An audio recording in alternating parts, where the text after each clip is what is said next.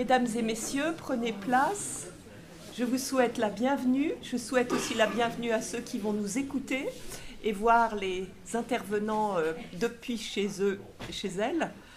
Et c'est donc la dernière séance de notre programme de cours et donc une séance particulière de dialogue entre deux chercheurs qui se connaissent bien, qui ont déjà travaillé ensemble, puisque nous travaillons ensemble entre astrophysiciens et théologiens depuis 2 ans déjà, dans les thématiques sciences et spiritualité de notre programme à ciel ouvert. Et donc ce soir, c'est la dernière séance sur la question « Une expérience de la vérité est-elle possible ?» Et je présente brièvement nos intervenants pour les personnes qui nous rejoignent ou éventuellement qui n'auraient pas pu suivre l'ensemble du cycle. Tout d'abord, Gila Waterloo, professeur de philosophie de la religion, philosophie de la religion et d'éthique à la faculté de théologie, qui a été le pilote de ce cycle et qui est un spécialiste d'Henri Bergson, comme vous l'avez sans doute déjà entendu, également de Rousseau et d'autres auteurs, et qui travaille spécifiquement sur les questions de la mystique. Il a d'ailleurs publié avec Marielle Mazocco et François Trémolière un ouvrage dont le titre va très bien avec notre cycle, « L'université face à la mystique, un siècle de controverse » en 2018. Donc c'est un des exemples de publication. Et en fait, c'est important de rappeler que Guylain Waterloo, qui a été doyen avant moi, a initié en fait avec Yves Oltramar tout ce programme à ciel ouvert, et que donc c'est grâce à leur complicité et à leurs idées que nous pouvons vivre tout cela. Je pense que c'est important de le rappeler de temps en temps pour les personnes qui viendraient à la dernière minute dans notre cycle qui se poursuit. Donc merci d'avance, et je présente à présent Stéphane Berthet, notre vice-recteur de l'Université de Genève, après avoir été longtemps secrétaire général, 2003 à 2018, si je ne me trompe pas, et puis depuis 2018, pour notre plus grande joie, vice-recteur, mais également attaché à la faculté de théologie, qui fait partie de ces dicastères dont il s'occupe. Et nous profitons à double titre de son expertise, puisqu'il est aussi l'un des astrophysiciens qui a accepté de dialoguer avec des théologiens. Et donc, avec ses collègues que vous avez déjà entendus dans notre cours, ils sont donc, en tant qu'astrophysiciens et astronomes et scientifiques, partie prenante de ces discussions interdisciplinaires, mais où nous ne mélangeons pas les disciplines. Nous essayons d'apporter des points de vue qui se confrontent et qui dialoguent les uns avec les autres. Stéphane Berthet a également été astronaute, ce qui fait rêver plus d'un, mais ce ne sera pas son sujet ce soir. Il a représenté aussi la Suisse dans des institutions internationales telles que l'Agence spatiale européenne, l'Observatoire européen austral ou Euratom. Et donc, la question sera comment faire se rencontrer dans cette question de l'expérience et de la vérité les deux domaines, les deux disciplines qui vont à présent discuter l'une avec l'autre. Donc je vous souhaite beaucoup de joie à les écouter. Nous avons pensé qu'on n'interromprait pas pile à l'heure, parce qu'on ne sait pas où ils en seront à ce moment-là. Donc on les laisse dialoguer et on fera la pause après le dialogue pour vous permettre ensuite d'entrer dans ce dialogue. Merci d'avance à tous deux et à vous. Merci Elisabeth. Merci à toi Elisabeth, merci vivement.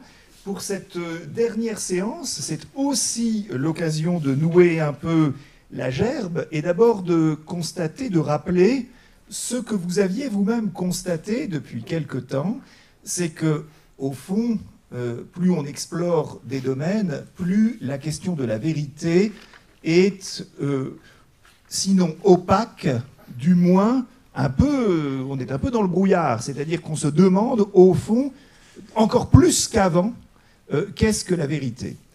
Peut-être que l'on pourrait se dire aussi, en inversant un peu la position, se dire que ce que nous découvrons, c'est qu'il y a, pour nous autres, êtres humains, plusieurs régimes de vérité.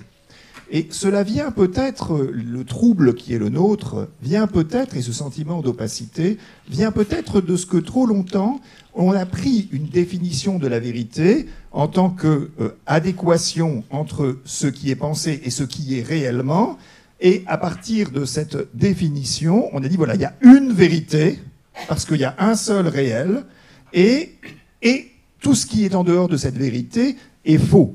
Peut-être qu'un des grands apprentissages de notre histoire, c'est de s'être rendu compte qu'en fait, la vérité se déploie selon différents régimes.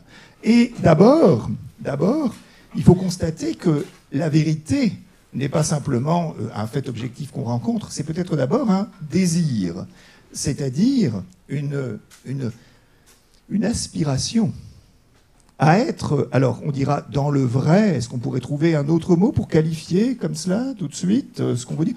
Peut-être est-ce dans l'authenticité. Alors l'authenticité a une connotation peut-être trop subjective, mais en tout cas dans authentique, il y a l'opposition à inauthentique, faux, alors moralement on dirait hypocrite, ou encore double, etc. Donc d'abord c'est une aspiration humaine. La recherche aussi de l'unité d'un sens. Et il doit bien exister une clé qui réponde à toutes les questions. Peut-être que ce désir-là est aussi un peu égarant. Parce que pourquoi y aurait-il nécessairement besoin d'une seule clé pour la réalité humaine et notre situation? Et on peut se demander, vous voyez, c'est pour ça aussi que j'ai mis sur ce premier slide, ce qu'on cherche, c'est la vérité, rien que la vérité nue, la vérité, rien qu'elle. Très souvent, la vérité, elle est un peu trouble, elle a des franges, une auréole un peu indistincte, surtout dans les relations humaines.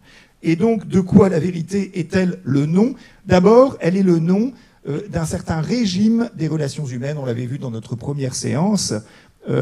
Nous sommes confrontés au mensonge lorsque nous vivons ensemble, et ce que nous voudrions, là, c'est peut-être là que le terme d'authenticité est le mieux venu. Nous aspirons à quelque chose d'authentique. Dites-moi la vérité. Mais aussi, on s'aperçoit que la question de la vérité, faire l'expérience de la vérité, c'est aussi payer le prix de la vérité. Dans les relations humaines, dans le régime interpersonnel, intersubjectif. La vérité, c'est aussi ce qui peut faire mal, voire ce qui peut détruire. C'est une question classique en philosophie pour les étudiants que la question suivante, toute vérité est-elle bonne à dire? Question classique de philosophie morale. Nous savons tous que nous gardons bien parfois de dire la vérité, ou que nous ne la disons pas toute, ou pas d'un seul coup, ou avec des nuances, etc. D'autant qu'on n'est pas sûr, dans les relations interpersonnelles, d'avoir véritablement la vérité, d'avoir vraiment la vérité. Bref, vous voyez aussi que c'est un enjeu politique. La vérité, organe de l'opposition communiste trotskiste des années 30 et qui copieront font la Pravda, n'est-ce pas? Mais la vérité en français, ou encore la vérité est ailleurs, n'est-ce pas? Bref, dans ce régime qu'on a au fond, celui-là peu exploré, si ce n'est pour la question du droit, eh bien, la vérité a des contours spécifiques. Mais dans les sciences, là, on l'a beaucoup plus exploré. Une chose dont on s'est rendu compte, c'est qu'elle est une recherche jamais achevée, toujours continuée. Et que là, le mot de recherche, tout à l'heure on parlait d'authenticité, peut-être que dans les sciences, et ça vaut aussi pour la philosophie, la vérité est d'abord une recherche. Et on s'est aperçu qu'un des grands acquis de la science contemporaine, c'est de nous avoir fait comprendre que l'aspiration à une totalisation telle une pyramide, dont un jour on atteindrait le sommet et on aurait la totalité du savoir, eh bien c'est en fait un rêve vain, c'est qui correspond plutôt à notre désir.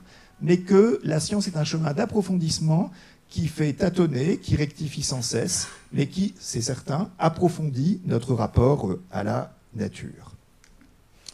Enfin, la vérité dans le champ spirituel. Là aussi, le désir joue beaucoup.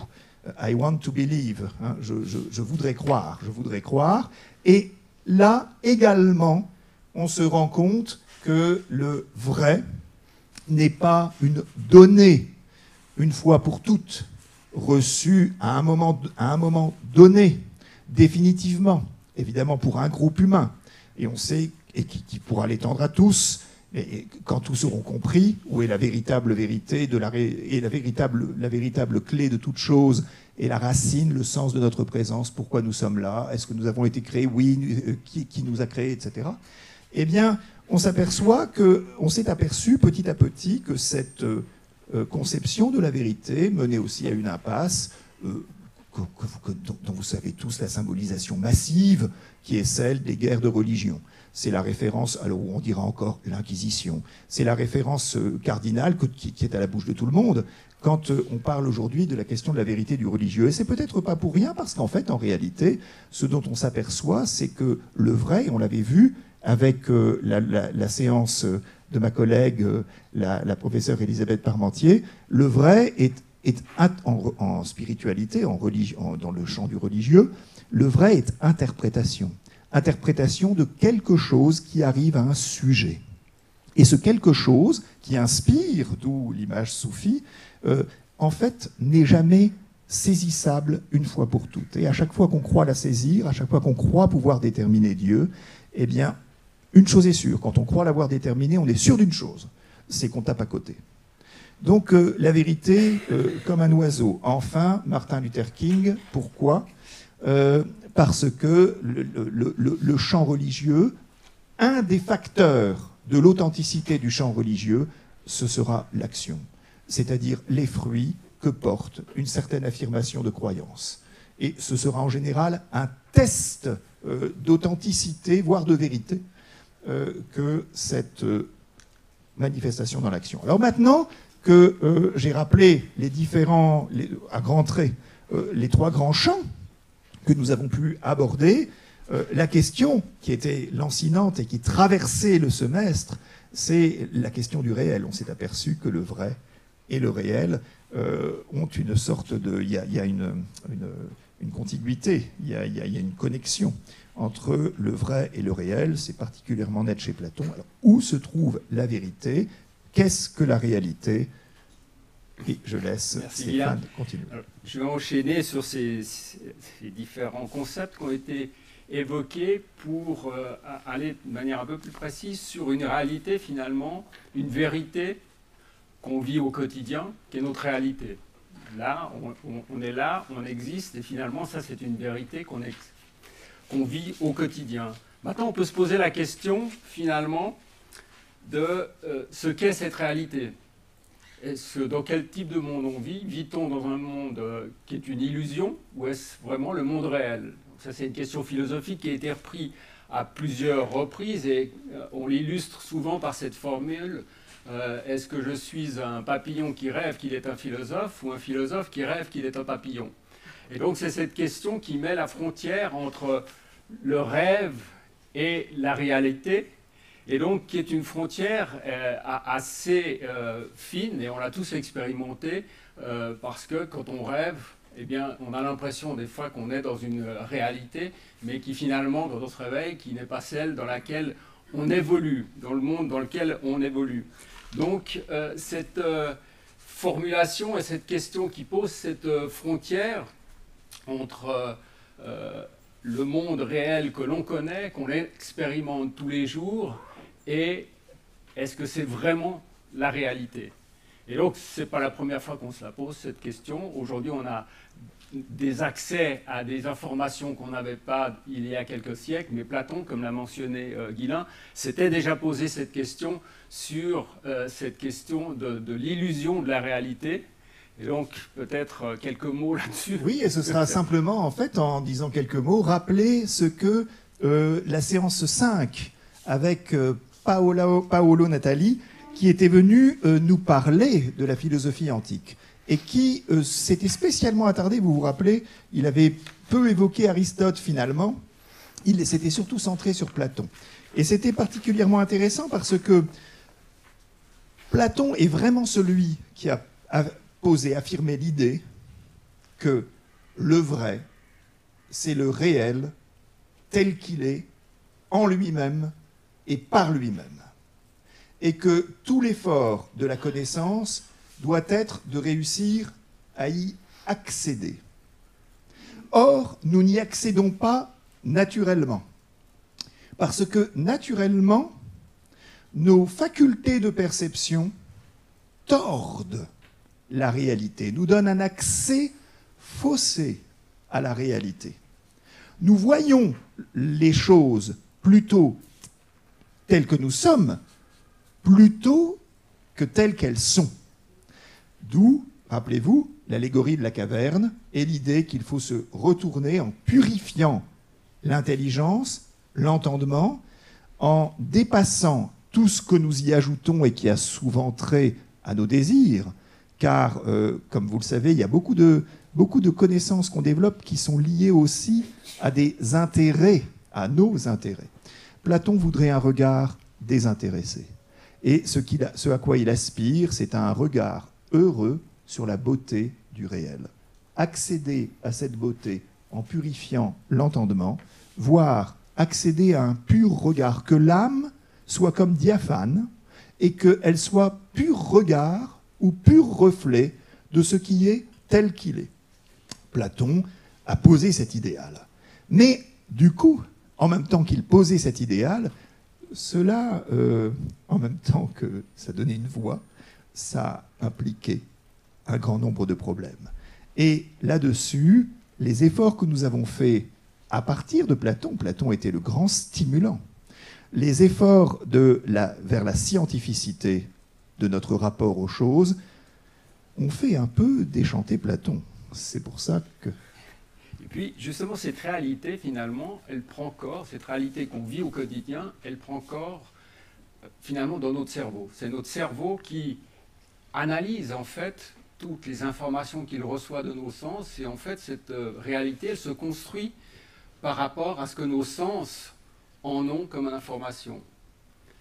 Et on sait aussi que, tout à l'heure, on a parlé d'illusions, on a tous été confrontés aussi à des illusions d'optique. Donc notre cerveau nous donne ce contact avec les réalités, il interprète ce que nos yeux, ce que nos mains, le toucher, l'odorat lui envoient comme information, et il construit en fait notre réalité, et c'est comme ça qu'on la vit, et c'est comme ça qu'on évolue dans ce monde. Donc c'est cet outil formidable qui a cette capacité d'interpréter et de transformer en fait les informations que nos sens lui transmettent en cette réalité qu'on connaît. Mais en même temps, on sait qu'il n'est pas infaillible. On a tous été confrontés, comme je le mentionnais tout à l'heure, à des illusions d'optique, et je voulais juste illustrer ce propos par un exemple, peut-être que vous le connaissez, c'est l'échiquier d'Adelson, qui pose la question, quel est le carré le plus sombre, le A ou le B? Automatiquement, vous regardez, vous dites, ben, le A est plus sombre que le B, c'est évident. Or, en fait, les deux ont la même tonalité de gris. Parce que votre cerveau, en fait, quand il voit ça, il analyse cette image et il la transforme parce qu'il a besoin de faire des contrastes avec ce qui va autour. Et vous avez ce cylindre qui crée une ombre sur l'échiquier, et cette ombre va faire à notre cerveau ce changement de tonalité pour rendre en fait ce carré B un peu plus clair qu'il ne l'est en vérité. Mais en vérité, il a la même couleur que ce A qui vous paraît plus foncé. Donc ça, c'est une des illusions optiques parmi tant d'autres. Si vous allez sur Internet, vous en verrez quantité d'autres. Mais c'est simplement pour vous dire que ce cerveau, finalement, il nous donne une vision de la réalité, mais finalement, cette réalité, elle n'est pas forcément la vraie réalité. Donc il y a une interprétation là-dedans qui fait que cette perception de la réalité, est-on sûr que c'est vraiment la réalité? En plus, notre œil, qui nous donne cette vision donc visuelle, je dirais, de notre environnement, lui, il est sensible qu'il y a un tout petit morceau du spectre électromagnétique. Donc je l'ai illustré là, vous avez des longueurs d'onde, des longues longueurs d'onde, au-delà des ondes radio jusqu'aux ondes très courtes qui sont très énergétiques. Donc on va du rayonnement gamma au rayonnement radio. Et vous voyez que la partie visible, en fait, c'est juste cette toute petite partie illustrée par la couleur. Donc notre capteur qui nous donne cette vision de la réalité dans laquelle on évolue, ben, il nous donne une petite quantité d'informations qui n'est pas en fait les informations qui sont celles de l'ensemble de ce monde. Et typiquement, là, vous avez, alors en matière d'astronomie, on a le même objet, mais vu à travers différentes longueurs d'onde. Donc vous voyez qu'il n'a pas la même forme. Et si notre œil était sensible aux infrarouges, eh bien, on aurait cette vision du monde qui nous entoure, comme l'image que vous avez en haut, qui est une image thermique, donc sensible avec un détecteur, un capteur sensible aux infrarouges. Aujourd'hui, on a la technologie qui nous permet d'avoir des instruments qui voient dans l'infrarouge, qui voient dans l'ultraviolet, qui voient dans le domaine radio. Et si on avait des yeux qui étaient sensibles aux rayons X, on verrait le monde autour de nous comme cette image que j'ai mis là-dessus. Donc vous auriez une réalité totalement différente de celle que l'on connaît aujourd'hui.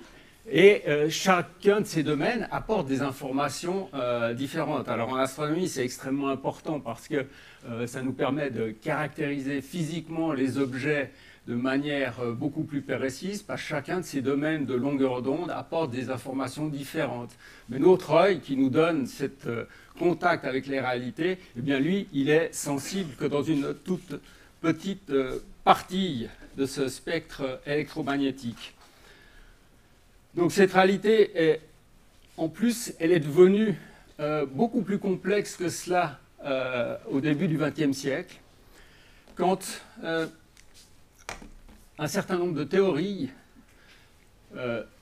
ont été élaborées et qui sont venues bousculer et bouleverser un certain nombre d'acquis, un certain nombre de vérités scientifiques qui étaient établies pour certaines depuis plusieurs siècles, et notamment la mécanique quantique, qui est venue nous expliquer qu'en fait, le monde quantique, on ne peut pas cerner les choses de manière très précise. Vous ne pouvez jamais savoir où sont les particules, où sont les objets. Donc, toutes les petites particules, tous les atomes dont on est constitué, eux, quand vous allez à leur échelle, eh bien, ils ont un comportement tout à fait bizarre, c'est-à-dire qu'ils peuvent être à plusieurs endroits à la fois. On n'arrive pas à cerner. On est dans un monde de probabilité. On n'est plus dans un monde de certitude comme l'intuition nous le donne et comme ce que l'on vit aujourd'hui.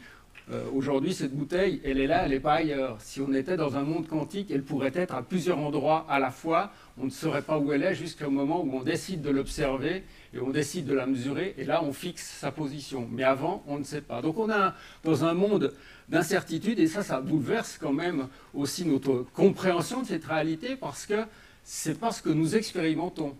Et il y a quelque chose de bizarre, en fait, c'est qu'est-ce qui se passe quand on passe du monde de l'infiniment petit, où la réalité est cette réalité basée sur des probabilités, à notre monde de taille normale, je dirais, macroscopique, où tout ça a disparu, on est dans un monde de certitude. Et ça, on ne sait pas. On ne comprend pas et on ne sait pas pourquoi, en fait, il y a cette disparition entre le monde que l'on connaît et ce monde de l'infiniment petit. En plus, on a découvert, avec cette mécanique quantique, on a amélioré notre connaissance sur la matière, sur la physique des particules, on a mieux connu, en fait, tout ce qui était ces particules. On s'est aperçu aussi que dans ces particules qui nous constituent, les atomes, il y a énormément de vide. Je dirais plus que du vide, il y a de l'espace. Vous verrez pourquoi c'est important de dire que c'est de l'espace. Et pour vous illustrer en fait la quantité d'espace qu'il y a dans cette matière que l'on côtoie tous les jours, eh bien, si une image que l'on prend assez fréquemment, c'est l'image de l'Empire State Building, eh bien, si on enlevait le vide de toutes les particules qui constituent ce bâtiment, on le résumerait à un simple grain de riz.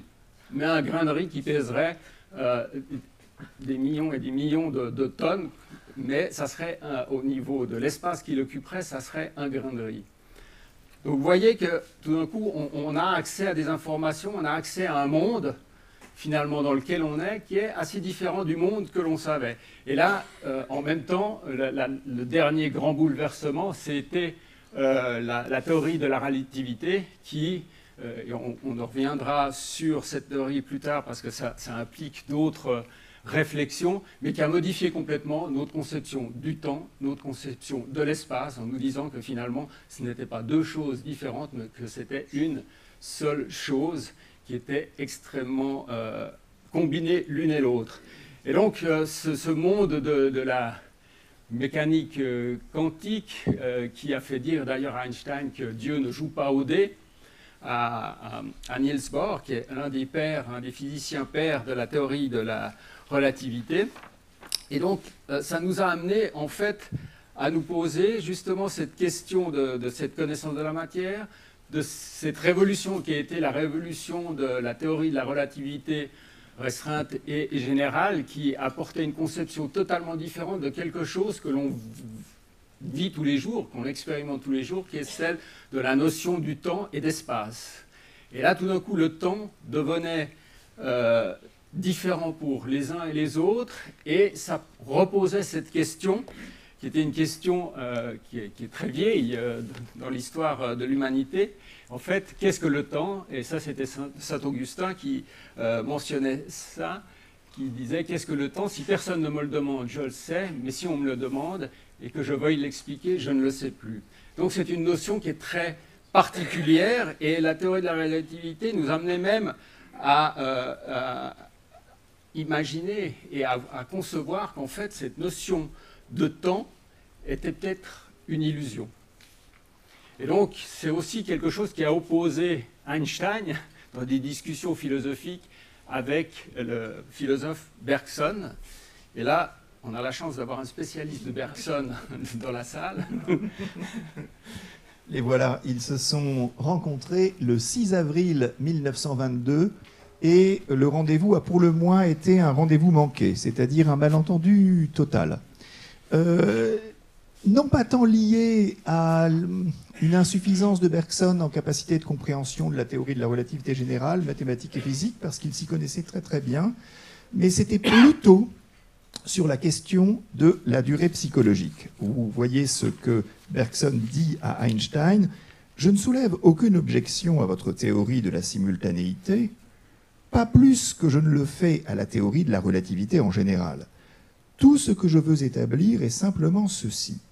Une fois admis que la théorie de la relativité est une théorie physique, tout n'est pas terminé. » En fait, Bergson voulait dire par là, et on revient à ce qu'on disait au début, on parlait de différents régimes de la vérité, différents régimes de la réalité. Il y a différents régimes de la temporalité. Et au fond, toute la pensée, toute la philosophie de Bergson a été un effort pour défendre la réalité de la durée vécue, sa réalité et sa substantialité. Parce que c'est au sein de la durée que nous vivons, qui n'est pas la durée des horloges que l'on coupe en tranches, qui n'est pas une durée qui s'accélère ou se ralentit selon le mouvement, et qui pourtant change de densité en fonction de l'effort que nous faisons. Cette durée a une réalité aussi grande à ses yeux que la durée physique que l'on étudie en faisant les sciences physiques. Et quand je disais densité de durées différentes en fonction de l'effort que nous faisons, eh bien, nous en avons tous en fait l'expérience. On pourrait en parler longtemps de ce que signifie l'effort, etc. On pourrait le résumer, pour les nécessités de la cause, en quelques mots. Nous avons tous l'expérience du fait que lorsque nous nous concentrons et que nous faisons un effort psychique significatif, on a le sentiment d'une contraction temporelle, exactement le contraire de la dilatation dans l'ennui. Lorsque on a le sentiment que le temps est comme une mer étale dont on ne voit pas la fin et puis ça n'avance plus. Et au contraire, quand on fait un effort et qu'on se concentre et qu'on ramasse à travers sa mémoire, tout effort de connaissance est un effort qui sollicite la mémoire. À vrai dire, même tout effort, le seul fait de se déplacer et d'aller dans le couloir suppose ma mémoire si je veux aller correctement là où je vais. L'usage constant de la mémoire. Eh bien, quand je fais un effort pour comprendre quelque chose, mon temps se densifie. Et alors, je m'aperçois même qu'il est créateur. C'est-à-dire que par la tension que je donne au temps et par la capacité que j'ai de ramasser en unité, dans le temps, toute une diversité d'aspects de ce que je suis et de ce que je connais, je fais surgir temporellement quelque chose de nouveau, ce qui s'appelle la créativité. Donc Bergson voulait défendre cet aspect et il estimait aussi, la deuxième chose sur le malentendu entre Bergson et Einstein, était qu'aux yeux de Bergson, la variabilité du temps en fonction du mouvement était plus une affaire théorique qu'une affaire qui relève du registre de l'expérience humaine. C'est-à-dire qu'il y a une véritable distorsion du temps pour une puissance de mouvement qui est considérable et qui en fait est abstraite au sens où ce n'est pas nous qui allons circuler dans un mobile à la vitesse de la lumière, tout simplement parce que c'est pour nous impossible. Donc il y avait aussi une discussion là-dessus.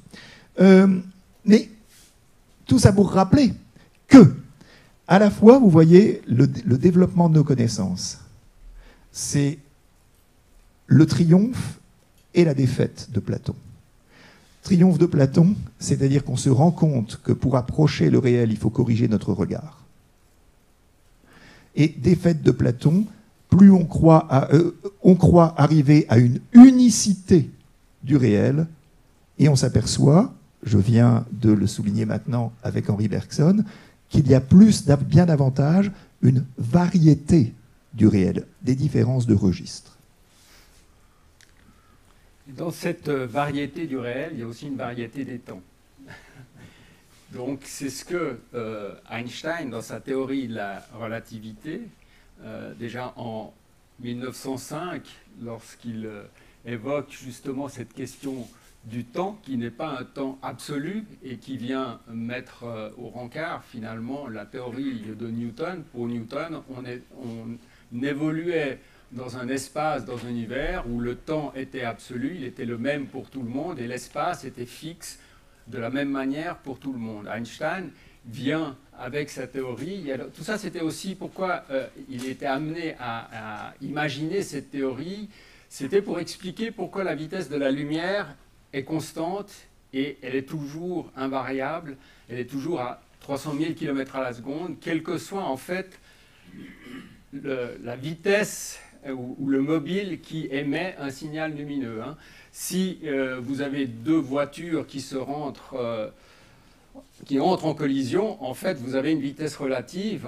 Si les deux voitures sont à 60 km/h, lorsque elles se collisionnent, vous avez une collision qui serait identique à celle d'une voiture à l'arrêt qui est percutée par une voiture à 120 km/h. Et alors, on peut s'imaginer, si je suis dans une voiture et j'émets un signal lumineux, en fait, mon signal lumineux, eh bien, si la vitesse de la lumière était finie, il aurait cette vitesse-là, plus la vitesse que lui apporte le véhicule qui transporte ce signal lumineux.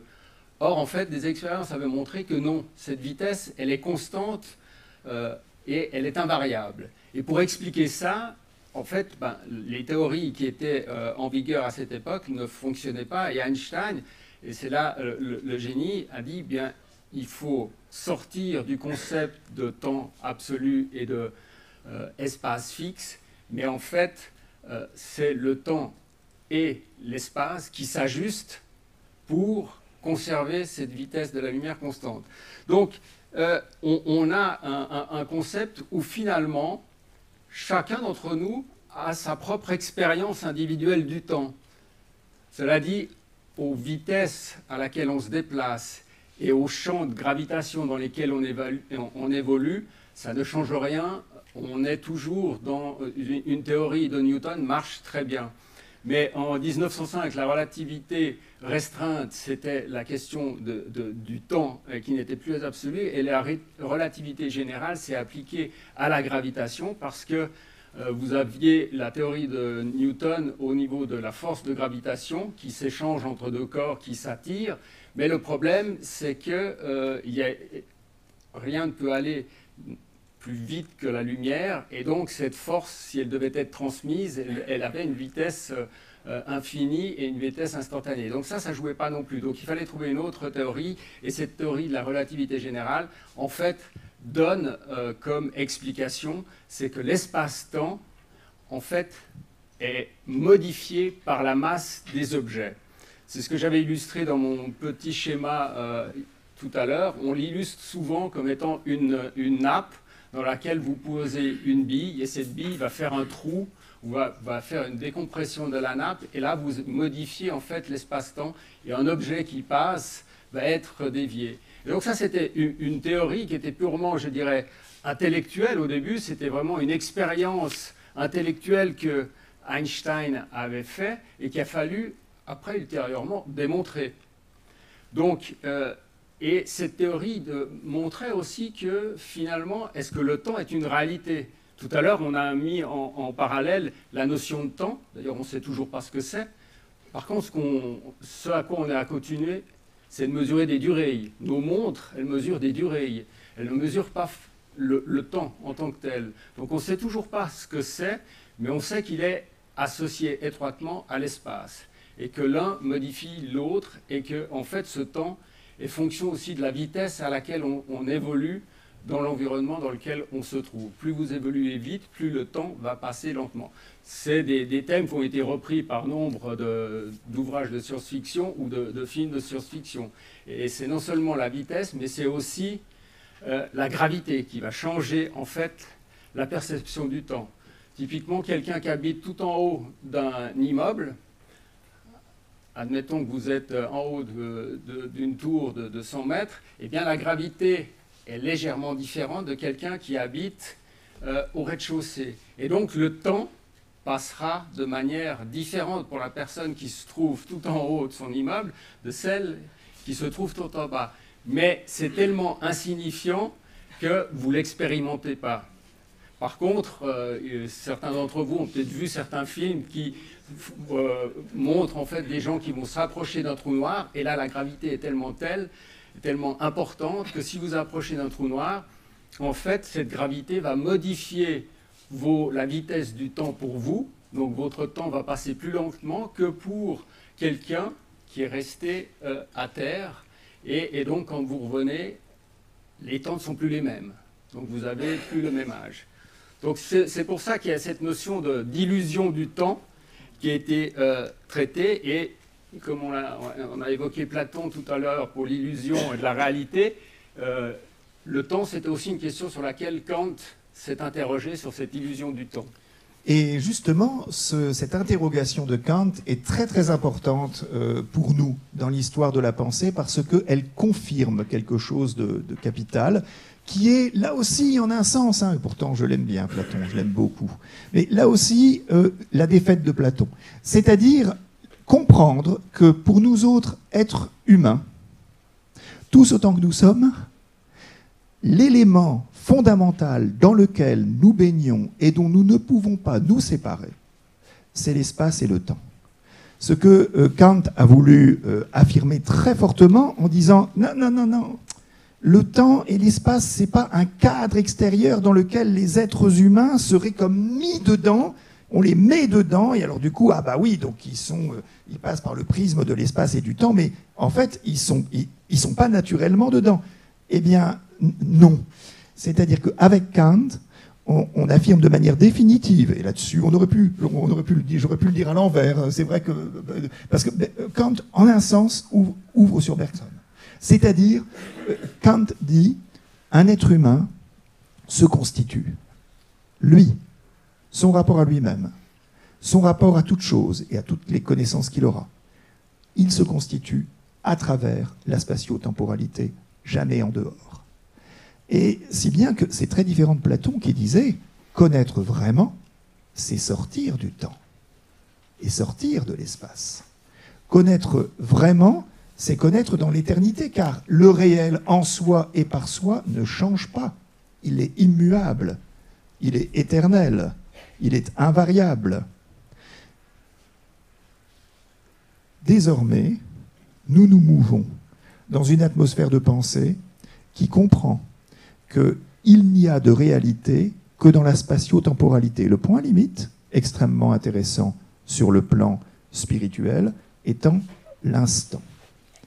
Est-ce que l'instant est le point limite qui est comme une sorte de suspension de l'espace et du temps, ou, d'un point de vue théologique, d'un point de vue de foi, le point à travers lequel le divin se manifeste? C'est d'ailleurs, il n'y a pas que des judéo-chrétiens pour penser cela. Épicure pensait exactement la même chose.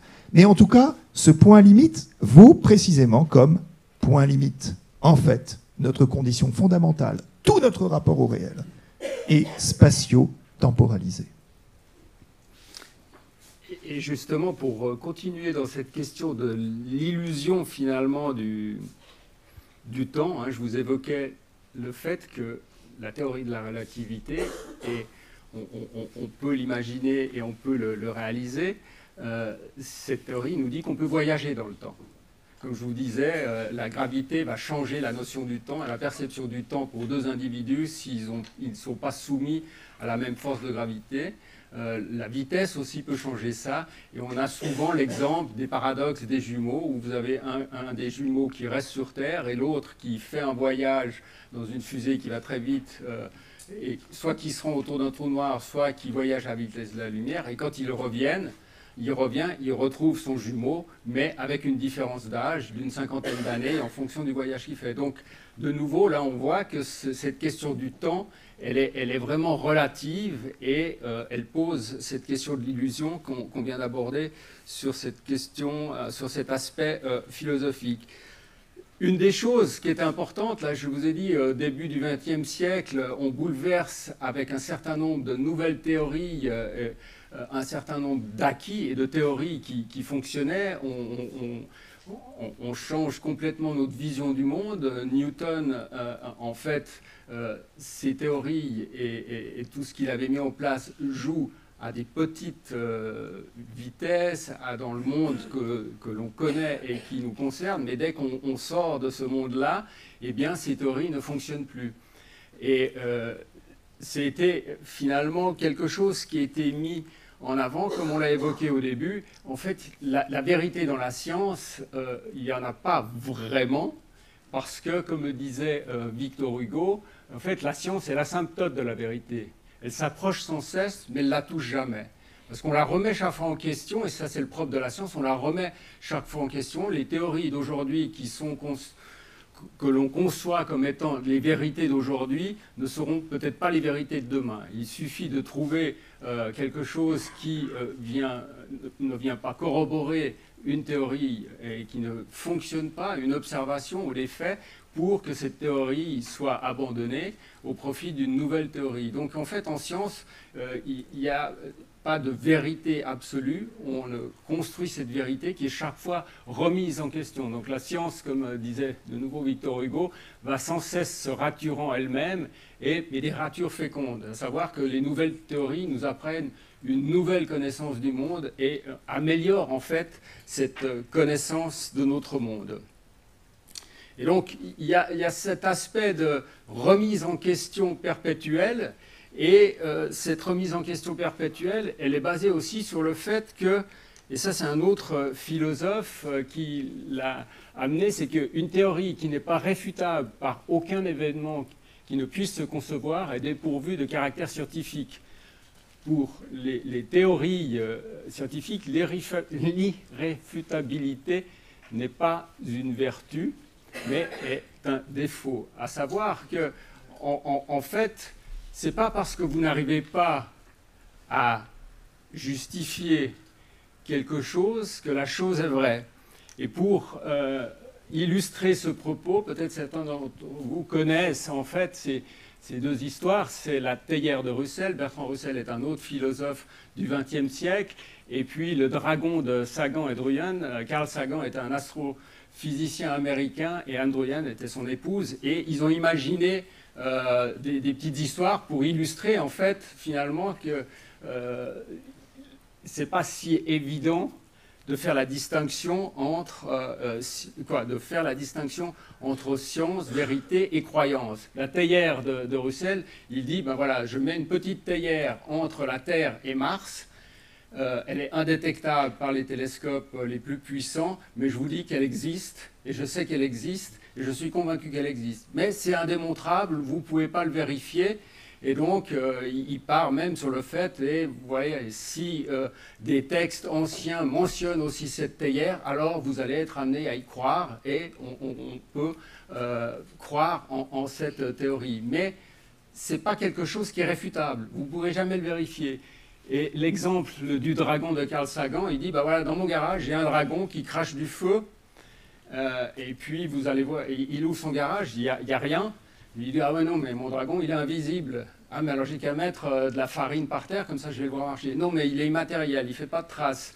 Bon, alors je vais vérifier quand il crache son feu s'il y a de la chaleur. Non, non, mais il crache du feu qui n'émet pas de chaleur. Donc chaque fois, il y a un contre-exemple qui fait, mais j'ai un dragon dans mon garage. Et donc il illustre ce fait qu'au bout d'un moment, voilà, si cette théorie n'est pas réfutable, alors elle n'a pas d'intérêt. Et on tombe dans le domaine peut-être des croyances, où on est amené à croire qu'il y a, mais on ne peut pas le réfuter.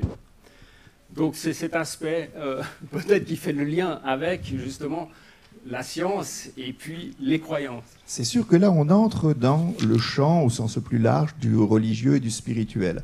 Alors les croyances, elles sont en effet de toutes sortes et de toute espèce. On peut croire à tout et à n'importe quoi. C'est pourquoi dans le champ du religieux et du spirituel, on distingue entre croyance et foi. Car la grande différence entre les deux, c'est le fait qu'il arrive bien réellement quelque chose à quelqu'un. Alors là, à nouveau, je pense à Gerd Theissen, dont nous parlait Elisabeth Parmentier dans la séance 2. Il arrive bien quelque chose à quelqu'un. Et la question, dans le champ de la foi, est l'interprétation que l'on en fait de ce qui arrive. Ce qui arrive réellement. Alors, quel statut lui accorder? On ne peut pas se placer là, sur le terrain des sciences, parce que, évidemment, la preuve fuirait toujours, elle fuirait sans cesse. En revanche, elle peut avoir, cette foi, une certaine consistance, selon la façon dont elle oriente et change la vie. C'est la raison pour laquelle il n'est pas possible de dissocier entre la foi et l'éthique, ou, si vous préférez, l'arbre et ses fruits. C'est pourquoi j'ai convoqué ici, alors là je suis content parce que celui qui m'a fait connaître cette phrase se trouve précisément dans la salle aujourd'hui. Je suis lecteur de Maître Eckhart, mais je n'avais jamais lu ce très beau dit, cette très belle maxime de Maître Eckhart. Un homme serait-il en extase comme le fut saint Paul s'il avait connaissance d'un malade qui ait besoin de recevoir de lui un peu de soupe? Je trouverais bien préférable que par amour, il renonce à son extase et avec un plus grand amour porte secours aux malheureux. C'est une pierre de touche, si vous voulez. L'extase est l'expérience à proprement parler. Si cette expérience renferme en soi-même, ou si cette expérience ne porte pas d'autres fruits que celle qui consisterait à se rendre intéressant en disant qu'on a eu des révélations exceptionnelles, voire se rendre important, voire éventuellement, on connaît tous le phénomène dit sectaire, manipuler et utiliser les autres en fonction de croyances arborées, eh bien, s'il n'y a pas, si l'expérience conduit à cela, elle comporte elle-même sa marque d'inauthenticité. Cela dit, la foi reste la foi. Il y a quelque chose que très souvent on oublie et que j'aime bien rappeler aux croyants qui arrivent et qui disent « je suis certain, Dieu existe », et puis, alors parfois pas loin derrière, les autres sont dans l'erreur, mais souvent, parfois, heureusement, ça se contente aussi de temps en temps de « je suis certain, Dieu existe ». Alors, je dis attention, il y a certitude et certitude. On peut tout à fait avoir une certitude subjective profonde. Ce ne sera pas de l'ordre de la certitude scientifique, c'est-à-dire que ce ne sera pas de l'ordre du 2 plus 2 égale 4, où la somme des 3 angles d'un triangle est égale à 2 angles droits. Ce ne sera pas mathématique. En revanche, si c'était mathématique, il n'y aurait plus ni croyance ni foi. On n'en parlerait plus, puisqu'on aurait une science de Dieu, et donc une connaissance de Dieu rapportée comme un objet connaissable, dont il suffirait de faire quelques efforts pour approcher de plus en plus près. en fait, s'il y a foi, cela veut dire qu'il y a pas de preuve, pas de détermination par des preuves, pas de savoir. Et si l'on parle de mystère dans la foi, c'est précisément parce que la foi manifeste quelque chose qui nous échappe. Et c'est un jeu, cette expérience de vérité est un jeu serré entre ce qui nous échappe et donc au-delà de nous, hors de portée. Et en même temps, cependant, un peu manifeste, où on n'en parlerait même pas. Il y a donc dans la foi cette structure singulière qui est la structure de la présence absente et qui lui donne son champ propre, son domaine propre, qui n'est pas celui de la détermination objectiviste. S'il y avait, d'ailleurs, ce serait pour le malheur de tous, si l'on pouvait déterminer Dieu, en fait ce serait plutôt un Dieu qu'on déterminerait, et par exemple un ordinateur surpuissant qui pourrait déterminer bien mieux que nous tous les comportements qu'il faut adopter pour vivre heureux. Ça, c'est un Dieu d'ailleurs possible et objectivable. Ce n'est certainement pas celui de la foi. Donc là, on rentre sur une question qui est l'expérience, comme on a évoqué, l'expérience personnelle qui nous amène à des croyances, mais aussi à quelque chose que l'on vit et qu'on expérimente. Et c'est la différence, je dirais, à mettre en place et à définir entre expérience et expérimentation. Chacun, on fait ses expériences individuelles à travers des émotions qu'on a, à travers un voyage, à travers une expérience ou un fait qui nous touche personnellement.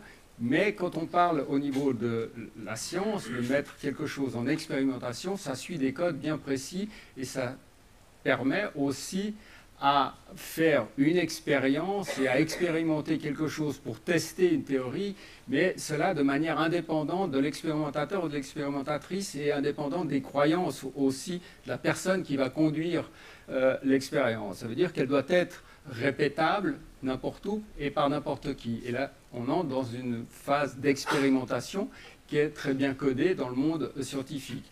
L'expérience personnelle, c'est quelque chose de différent, c'est quelque chose qu'on ressent ou qu'on vit.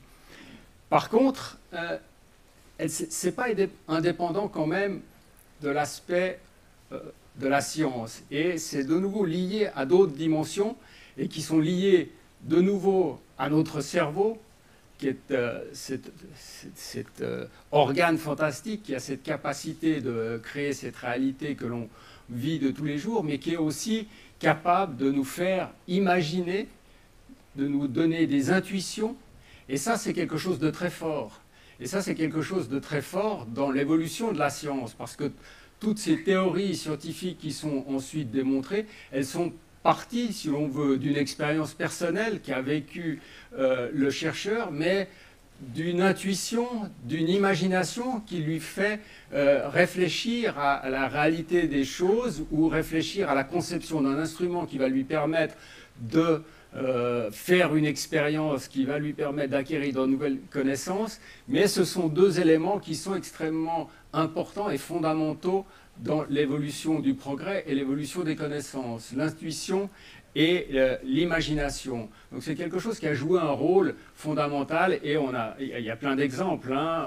Archimède qui est dans son bain, qui crie Eureka et qui découvre en fait la loi d'Archimède. On a Newton qui voit tomber une pomme, donc ça c'est sans doute pour illustrer. Mais, et puis Einstein, lui s'imaginait et s'est toujours posé la question de ce qui se passait s'il pouvait chevaucher un photon et donc naviguer à la vitesse de la lumière. Donc c'est des gens qui ont imaginé en fait étaient au-delà de ce que l'on pouvait voir et au-delà de ce qui était visible pour élaborer de nouvelles théories qui sont venues bousculer d'autres théories. Alors ces théories, au début, il y a eu ce discours entre Einstein et Bergson, mais il a fallu un certain temps quand même pour prouver en fait que la théorie de la relativité était vraiment une vraie théorie. Il s'est été prouvé par des observations en 1919 par un astronome Eddington qui a montré qu'en fait la lumière était déviée, la lumière d'étoiles qui se trouvait lointaine au-delà de notre Soleil était lors d'une éclipse déviée par notre Soleil. On a expérimenté en envoyant des horloges atomiques autour, dans un avion qui a fait le tour de la Terre et une qui est restée au sol, donc la gravité n'est pas la même. Quand les deux horloges ont été remises l'une à côté de l'autre, on a vu qu'elles étaient plus synchronisées, donc il y avait une différence. Et aujourd'hui, on le vit tous les jours parce que votre GPS, quand vous utilisez votre géolocalisation, si on n'avait pas la théorie de la relativité et tout ce qu'elle comporte comme élément, il faut resynchroniser le temps des horloges atomiques qui sont dans les satellites qui tournent autour de nous par rapport à notre espace-temps sur Terre. Donc tout ça, en fait, ça a été démontré ensuite. C'est un produit de l'imagination, mais qui, par l'expérimentation, est démontré et devient finalement une vérité jusqu'à ce qu'une autre théorie vienne la détrôner de son piédestal. Donc voilà, c'est de nouveau notre cerveau, qui est ce fantastique organe, qui est à l'origine finalement de ces différents éléments qui nous permettent finalement de concevoir le monde qui nous entoure et de faire cette expérience du monde qui nous entoure. Et ce qui était intéressant en fait, c'est aussi quand on regarde depuis l'histoire des sciences, notamment depuis Galilée, toutes les découvertes ont été à l'encontre du bon sens. C'est-à-dire ces scientifiques ont été capables de voir ce qu'on ne pouvait pas voir. Typiquement, le fait que le temps ne soit pas absolu, ce n'est pas évident, parce qu'on ne le vit pas. Donc Einstein est capable d'imaginer et de créer une théorie qui nous met en évidence quelque chose qu'on n'est pas capable de voir. À l'époque, Galilée, la même chose, il conçoit un certain nombre d'expériences et il dit Aristote se trompe, c'est pas parce qu'un corps est lourd qu'il tombe plus vite qu'un corps qui est léger. Donc il met en place une démarche intellectuelle et il voit ce qu'on ne voyait pas. Et pourquoi aussi, à l'époque de Galilée, finalement, il y a eu tout le débat, et on connaît très bien, en fait, toute cette histoire hein, qui oppose Galilée à l'Église, parce qu'il veut montrer que, finalement, le système aristotélicien, qui était celui qui était en vigueur depuis 2000 ans, d'un système où la Terre est au centre de l'univers et tourne, le Soleil, la Lune et les autres astres observés tournent autour de la Terre, sa théorie des mouvements, que le corps lourd tombe plus vite que les corps légers, que la vitesse est simplement due à une force qui est appliquée sur un mobile. Tout ça, ça dure pendant 2000 ans. Pourquoi ? Parce qu'en fait, ça répond à ce qu'on observe. C'est notre monde quotidien. On a l'impression que c'est comme ça que ça marche. Et des gens comme Galilée vont au-delà, ils voient ce que l'on ne voit pas, pour donner une nouvelle théorie qui, elle, va mieux coller finalement à la réalité quand on va la mettre en application. Idem pour bon nombre de chercheurs, c'était, donc là je cite Galilée, Copernic, Newton, et tous les grands chercheurs ont été capables de voir ce qu'on ne pouvait pas voir pour finalement élaborer ces nouvelles théories et élaborer en fait ce qui nous permet d'avoir une conception la plus près de la réalité du monde dans lequel on navigue. Et faire des expériences, il faut aussi accepter de se tromper, parce que ça ne veut pas dire que parce que vous mettez en expérience que vous avez raison. Il faut faire les bonnes expériences.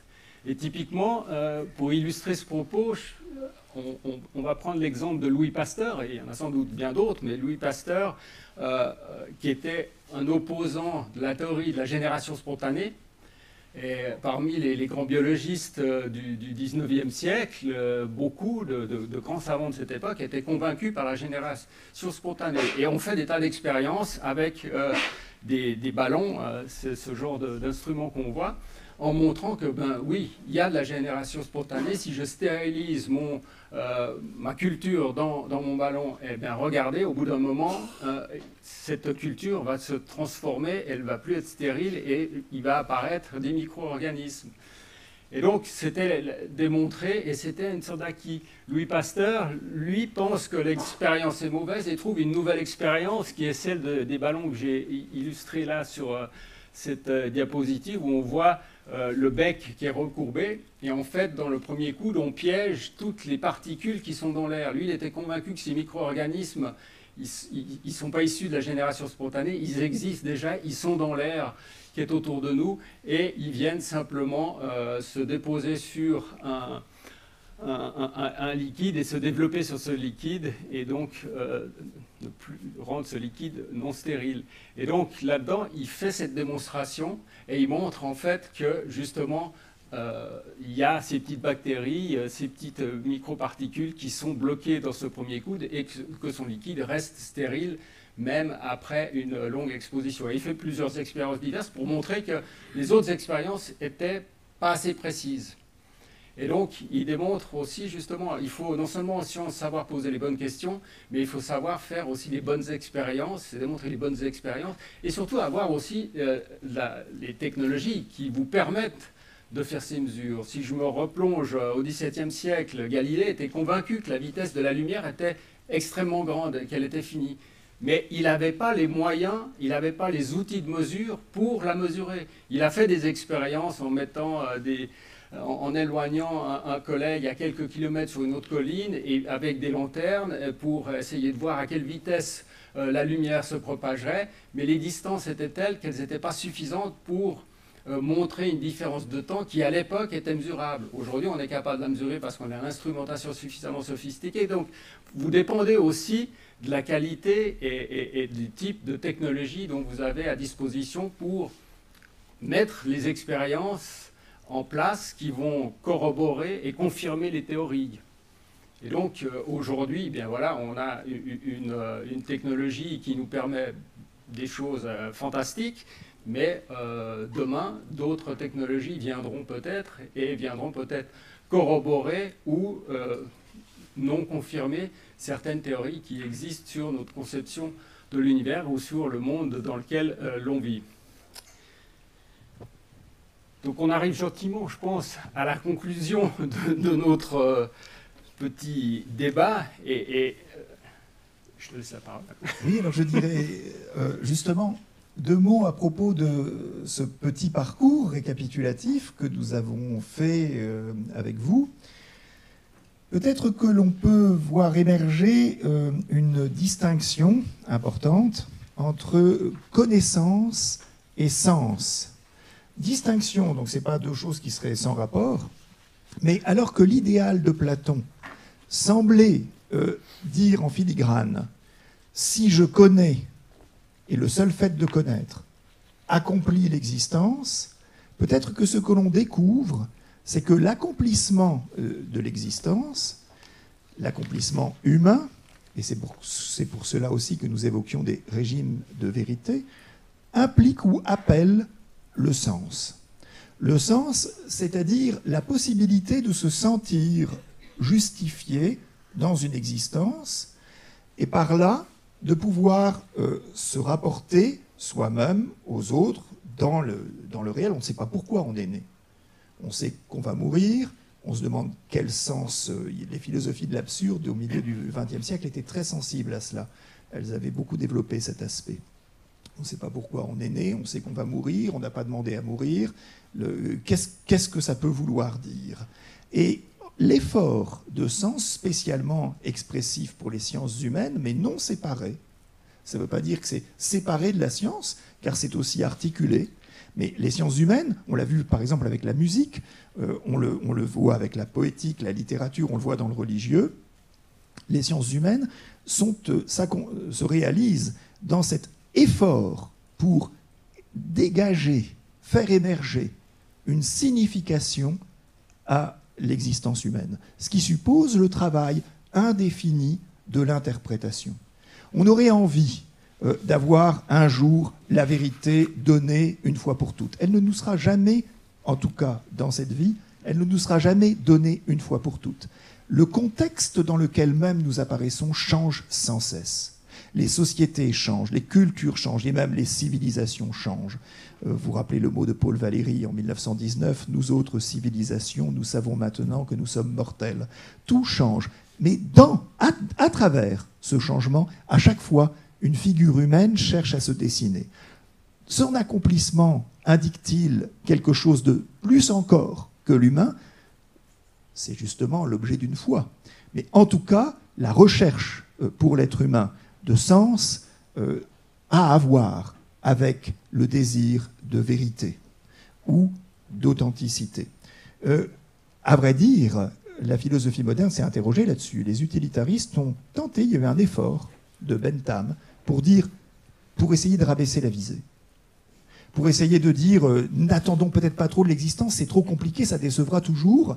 Alors, disons-nous que, qu'est-ce que cherche l'être humain? Il cherche à maximiser le plaisir et à éviter la douleur au maximum. Et il a essayé de construire toute une philosophie là-dessus. Alors, ce qui est très instructif, c'est que ses disciples eux-mêmes ont dit non, ça ne peut pas tenir, il faut corriger. Stuart Mill en tête. Mais en tout cas, on peut construire cela, c'est-à-dire se dire, somme toute, et c'est la vérité, nous sommes issus du monde animal, nous cherchons le plaisir, naturellement, et nous cherchons à fuir la douleur, naturellement. Il faut organiser le monde de façon à ce qu'on ait un maximum de plaisir et un minimum de douleur. Est-ce que cela suffit à satisfaire? C'est la grande question qui est en fait évoquée en filigrane ici et à travers l'ensemble de ce cours. Au fond, le fait que nous soyons réunis à nous interroger sur la connaissance et sur le spirituel donne déjà une réponse. C'est-à-dire, cela ne semble pas nous suffire. Peut-être est-ce une des choses que cet enseignement a voulu faire émerger. Tout à fait.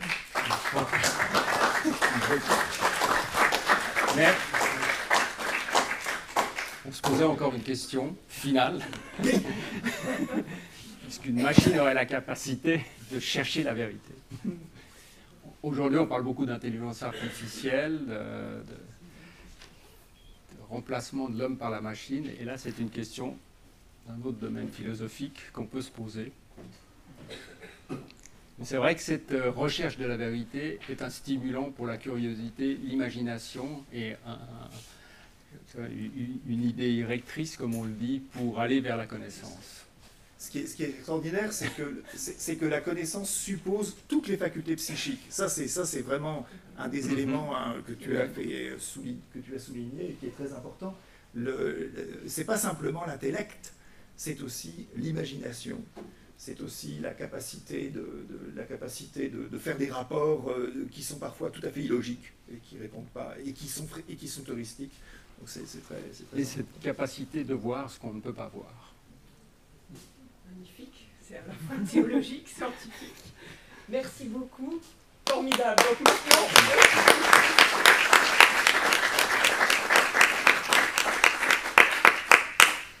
Merci à vous. Donc nous avons là un parcours extraordinaire, passionnant. Et on va quand même faire une pause avant de poser nos questions. 10 minutes. Donc moi il est pour moi 17h25, donc on se retrouve à 17h35. Merci. Voilà, nous allons reprendre.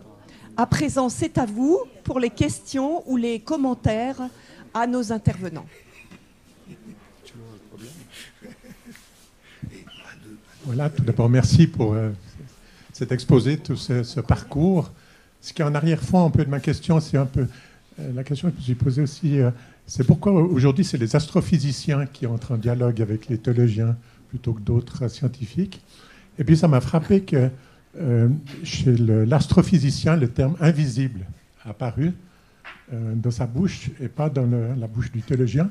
Et je me suis posé la question, mais au fond, quel rôle joue la réalité invisible dans la connaissance de la réalité pour le scientifique et pour le théologien? Et quel rôle aussi joue cette réalité invisible aussi dans l'approche, la quête de la vérité? Peut-être commencer pour l'aspect scientifique. Alors, et finalement, quand on parle du visible, ce que je vous ai montré, c'est que c'est une toute petite partie du spectre électromagnétique. Et donc, il y a plein de choses qu'on ne voit pas, mais qu'on est capable aujourd'hui, par l'instrumentation qu'on a su développer, par le savoir qu'on a et les technologies acquises, construire des instruments qui nous permettent de voir ce qui était avant invisible. Donc, c'est invisible à nos yeux. Maintenant, il y a le monde peut-être aussi de l'infiniment petit, qu'on ne voit pas, mais de nouveau, à travers différents types de technologies, on est capable de le comprendre, on est capable de voir comment il fonctionne, même si des fois les questions restent toutes ouvertes. Et donc tout ça, ça constitue un ensemble d'informations qui nous permettent de construire une réalité, et la réalité que l'on observe et qu'on confronte après toutes ces l'élaboration de ces théories sur la base d'observation de ce monde invisible nous permettent de construire des modèles qui après sont confrontés à l'observation. Alors donc du point de vue scientifique, pour vérifier, pour rendre vrai un modèle jusqu'à ce qu'un autre vienne le supplanter parce qu'il est meilleur ou parce qu'on a trouvé des failles dans le modèle, en fait, on va observer. Et aujourd'hui, on est capable d'aller observer ce qui n'était pas visible avant. Donc, et peut-être la matière noire est peut-être un phénomène d'invisibilité singulièrement intéressant. Alors, il y a des choses qu'on ne voit pas, mais on voit leurs effets. Comme Guillain l'indique, la matière noire, c'est en fait de la matière dans l'univers qui influence au niveau gravitationnel un certain nombre de choses. Donc on voit la manifestation de cette matière noire, mais on ne la voit pas. On n'a pas d'instrument qui est capable de la voir. Et ce qu'on sait, c'est que justement, dans l'univers, on ne connaît que 5% de la matière qui est connue, que l'on peut voir. Les 95 autres %, c'est des choses qu'on n'est pas capable de voir aujourd'hui. Mais peut-être que demain, on saura exactement de quoi il s'agit. C'est intéressant en théologie, il y a des choses qu'on ne voit pas et qui ont des effets. Tout à fait. Alors, en théologie, l'invisible est structurant, il est capital. Nous avons tous le désir de visibilité, c'est-à-dire parce que la visibilité, les yeux sont d'ailleurs le sens majeur chez nous autres, êtres humains, la visibilité c'est l'assurance.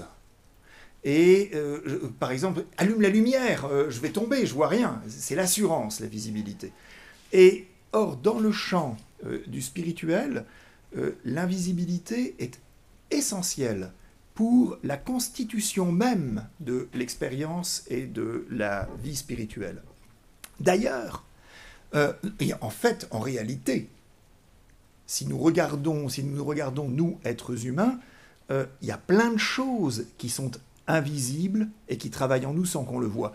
Évidemment, il suffit d'évoquer en un instant tout le domaine du subconscient ou de l'inconscient, qui est toujours présent dans le moindre de nos actes et dans l'ensemble de nos actions dans notre vie quotidienne, sans même que nous le voyions, la plupart du temps, sans même que nous le soupçonnions.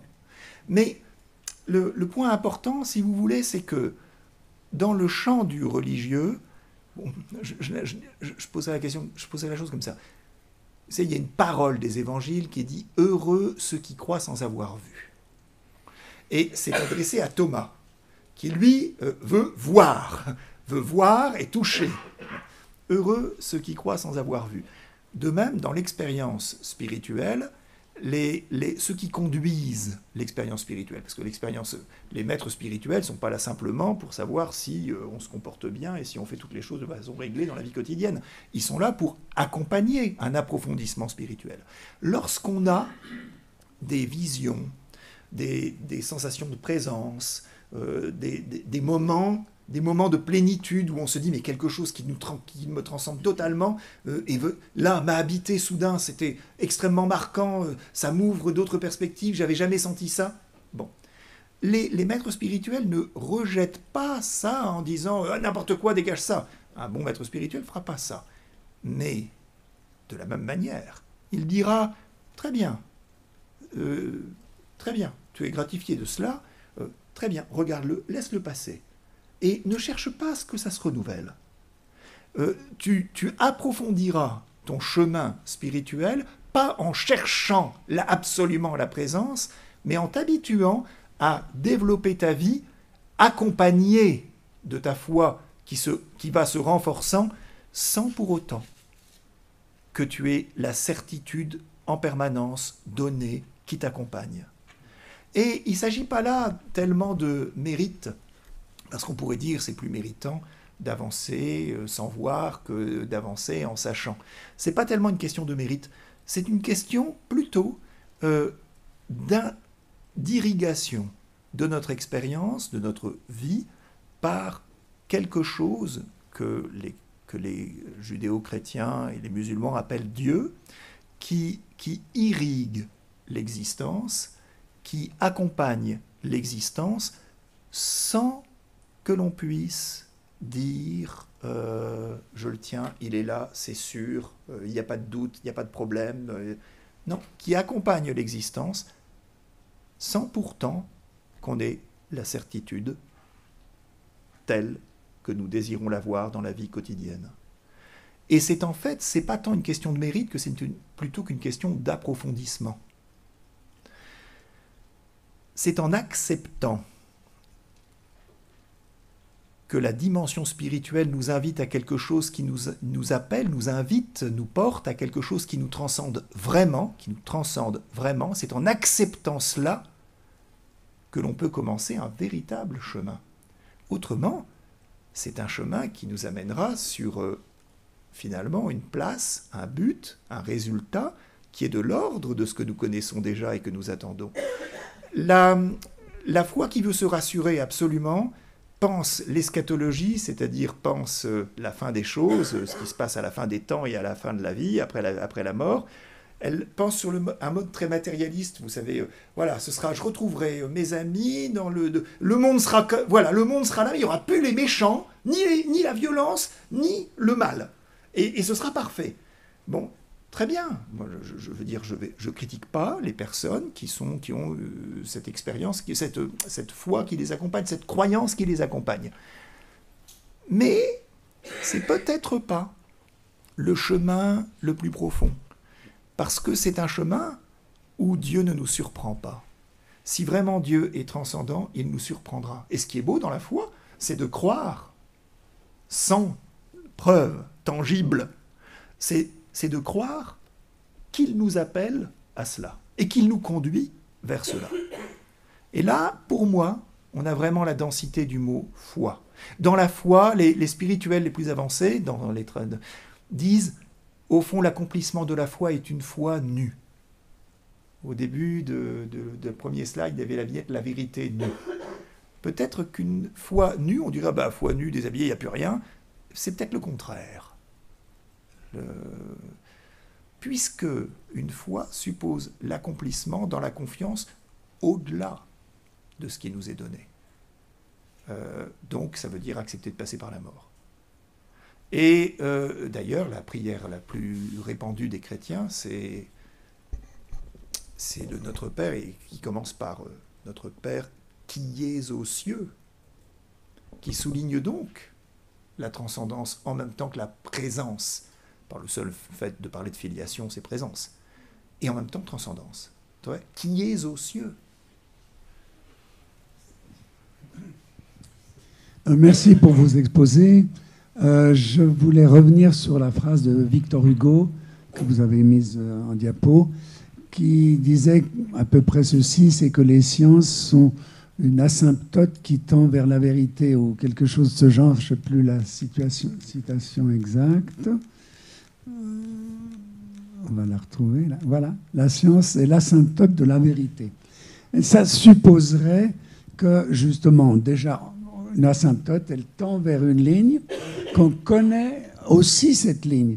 On y tend, mais la physique, par exemple, ne se passe pas comme ça, parce que vous avez bien montré, avec l'exemple de la théorie de la relativité restreinte et générale et la mécanique quantique, qu'il y a eu des remises en question complètes. Cette idée d'une asymptote, c'est que la science progresserait, s'améliorerait systématiquement, voilà, de façon quasi continue.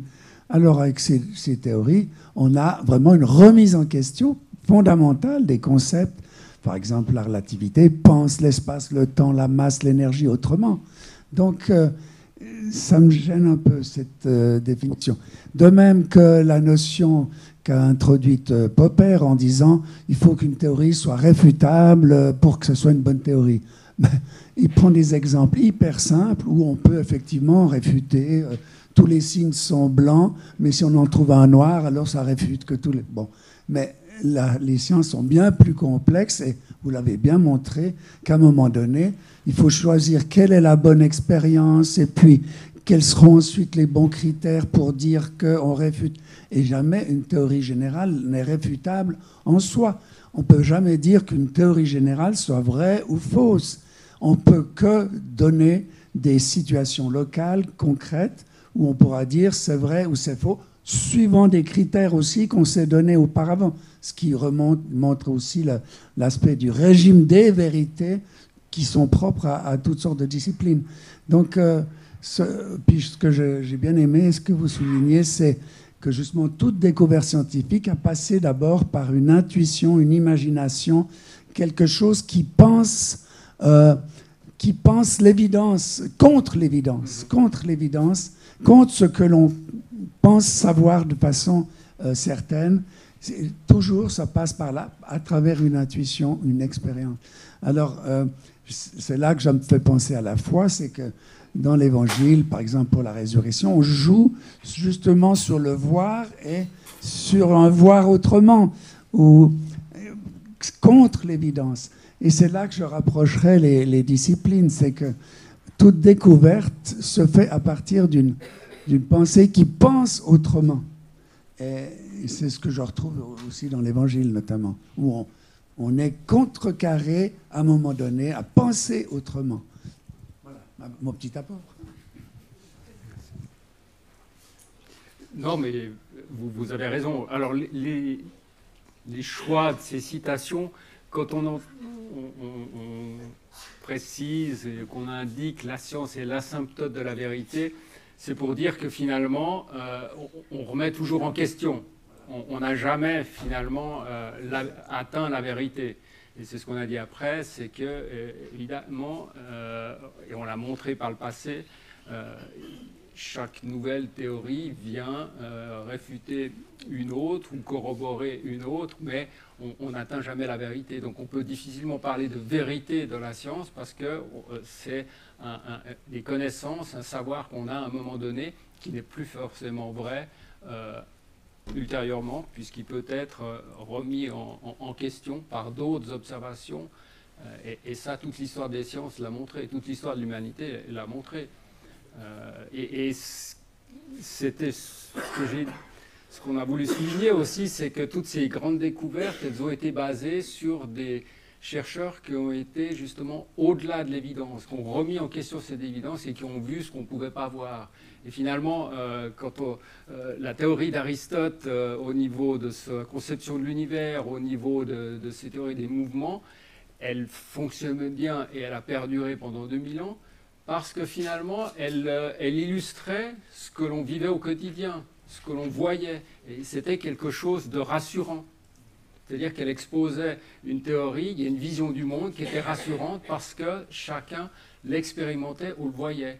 Alors que les autres théories qui venaient s'opposer à celle d'Aristote, eh bien, elles choquaient parce que finalement, si on veut, quand on regarde, on ne sent pas que la Terre tourne, on ne voit pas que c'est plutôt le Soleil qui tourne autour de la Terre, nous on ne se sent pas tourner. Donc on a une expérience du quotidien qui n'est pas celle que est la réalité. Et donc, c'est d'aller au-delà de ces évidences qui fait qu'on a fait des pas importants dans la connaissance.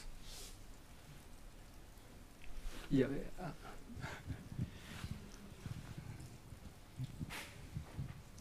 Voilà, merci beaucoup pour m'avoir éclairé sur cette dernière conférence. J'ai beaucoup aimé l'approche du côté de l'invisible, de l'imagination du cerveau et de l'intuition. Parce qu'évidemment, on connaît, vous en avez beaucoup parlé, les bizarreries de la physique quantique. Il y a quelqu'un qui nous a montré que pour essayer de nous expliquer que quelque chose peut être ici et à la fois en même temps, être superposé, on nous a présenté le cas du chat de Schrödinger, qui est difficile pour nous d'accepter qu'il est vivant et mort. Bon, l'expérience nous dit c'est quand on observe la chose qu'on va savoir s'il est vivant et mort, mais la théorie nous dit qu'il est en même temps vivant et mort. Et quand je me dis qu'on part dans le monde de l'invisibilité, je me dis pourquoi ne pas remplacer la boîte du chat par notre boîte crânière. Et puis ensuite, le chat serait notre cerveau. Parce qu'à ce moment-là, notre cerveau, il peut penser quelque chose de bien, tout comme il peut penser quelque chose de mal. Le chat peut être vivant et mort. La pensée est là, il pense à tout. Et d'ailleurs, il pense à beaucoup de choses, pas seulement quelque chose de mal, toutes les intermédiaires. Donc, on voit que toutes les possibilités sont dans la conscience. Et maintenant, ce qu'on voit, c'est que, prenons un cas tout bête, il y a une guerre, et quelqu'un, lui, son idée, c'est je dois gagner ma guerre, donc je tue tout le monde. Ben, sa pensée est une mauvaise pensée. Il ne recherche pas le bonheur des gens, il recherche le malheur des gens. Par contre, on peut avoir quelqu'un qui pense à faire du bien à son prochain. Et à ce moment-là, lui, son idée, c'est de faire le bonheur de tout le monde. Donc on voit que toutes ces pensées sont dans sa tête. Et là où on nous dit, c'est en observant ce qu'il a fait qu'on peut savoir à quoi il pensait. C'est en observant le chat qu'on sait s'il est vivant et mort, mais c'est en observant les actions de tuerie, on sait à quoi il pensait. Mais toutes les possibilités sont là. Et alors, si je vais faire le lien entre les invisibilités et autres et la spiritualité, je me dis, le rôle de la religion, c'est de faire de façon à ce que la conscience pense toujours à faire du bien à son prochain. Et c'est là que j'essaye de voir un petit peu les expériences qui ont été faites, qui ne sont pas tout à fait classiques. Par exemple, il y a des expériences qui ont été faites sur la lumière, la pensée sur l'eau. Je ne sais pas si ça vous dit quelque chose, les expériences de Massuma Emoto. Quelqu'un qui a fait des expériences sur l'eau, et puis l'eau, en fonction de ce qu'on pense, les cristaux acquièrent une forme très harmonieuse et très jolie si la pensée est bonne. Si la pensée est mauvaise, c'est distordu. Un peu comme sur le son est bien calculé pour être... Ce qui est sûr, c'est qu'on pourrait dire que, par rapport à la boîte du chat de Schrödinger, au fond, si le psychisme humain est libre, cela veut dire qu'on ne peut pas savoir d'avance comment un être humain va réagir dans telle ou telle situation. On ne peut pas le savoir d'avance, et peut-être que s'il est vraiment libre, lui-même ne le sait pas. C'est-à-dire qu'il a le choix, et il peut même peut-être créer la voie, la façon de réagir à laquelle il n'aurait jamais pensé auparavant. La question, c'est de savoir qu'est-ce qui sera recteur ou vecteur de cette liberté. Et c'est là que, par rapport à ce que vous disiez, qui est un classique du religieux, la question du bien et du mal, ça renvoie peut-être, et ça me permet, vous voyez, en vous écoutant, je me disais, ça permet de dire un mot qui n'a pas été prononcé aujourd'hui, et qui est pourtant essentiel dans le champ du spirituel et du religieux, et qui est particulièrement net dans le christianisme, au sens où un des 4 évangiles est centré là-dessus. C'est l'évangile de Jean qui dit Dieu est amour, et quelqu'un qui ne pense pas que Dieu est amour ne peut pas connaître Dieu, ne peut pas savoir de quoi il en est à propos de Dieu. Si bien que, au fond, si vous voulez, c'est l'idée d'une liberté dont le vecteur peut être, ou peut ne pas être, l'amour. Et peut-être que c'est là que la liberté se spécifie, c'est-à-dire la responsabilité de l'être humain. Ce qui fait qu'il est possible pour un être humain d'agir selon une certaine foi, c'est parce que précisément il est laissé libre de déterminer son chemin et qui n'est pas conduit mécaniquement, soit par les choses, soit par un Dieu qui dirait tu feras comme ceci, tu feras comme cela, et puis qui instaure tout. Et puis dans ce cas-là, d'ailleurs, ce Dieu, il devrait pas y avoir de mal dans le monde, ça c'est très clair. Mais si le vecteur de notre action libre est l'amour, eh bien dans ce cas-là, ce sera le vecteur d'une attitude créatrice, expression de la liberté, dans une situation où, quand on regarde comment l'être humain doit réagir, tout est déjà écrit. L'expression de la liberté se manifeste alors que tout est déjà écrit, mes intérêts, la menace qui pèse sur moi, la peur, l'anxiété. Et je réagis pas en fonction de ce qui me détermine mes intérêts, la menace, la peur, l'anxiété, mon attachement à mes proches, etc. Si j'agis autrement, avec, puisqu'on parle du spirituel, comme vecteur de l'action, l'amour, mais qui produit une attitude qui était tout à fait inattendue, même de celui qui va la poser, bien là on pourrait dire qu'on a l'expression d'une liberté spirituelle en acte. Donc une liberté qui a à voir avec le religieux. Donc c'est pour ça que j'ai bien apprécié ce que vous venez de dire, ça permet de préciser quelque chose à propos de la liberté. Alors ça ne dit rien des sciences, si ce n'est qu'une seule chose, c'est que moi ce que je trouve absolument fascinant, et qui est d'ailleurs très perturbant, même pour les scientifiques eux-mêmes, c'est d'accepter l'idée d'indétermination au cœur du réel. Au fond, c'est dans la question des physiques des particules, c'est ça. C'est-à-dire accepter l'idée d'indétermination, ça va contre la pente normale de l'esprit humain, qui est de, quelle maîtrise puis-je avoir sur ce qui m'entoure? La science, c'est d'abord un effort de maîtrise, c'est donc un effort de connaissance des mécanismes par lesquels les choses se passent. Puis soudain, on dit, ça ne se passe pas mécaniquement, c'est aléatoire.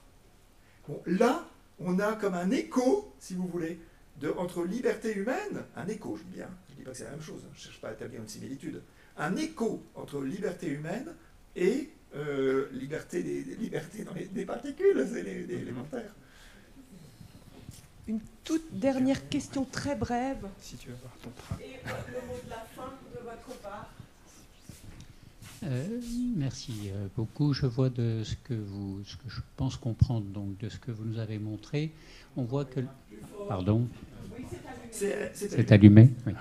La démarche scientifique est une démarche qui a un but, qui marche par itération, qui peut être contredite quand on sort du cadre initial, mais enfin, on retombe dans un nouveau cadre et elle progresse dans sa voie normale.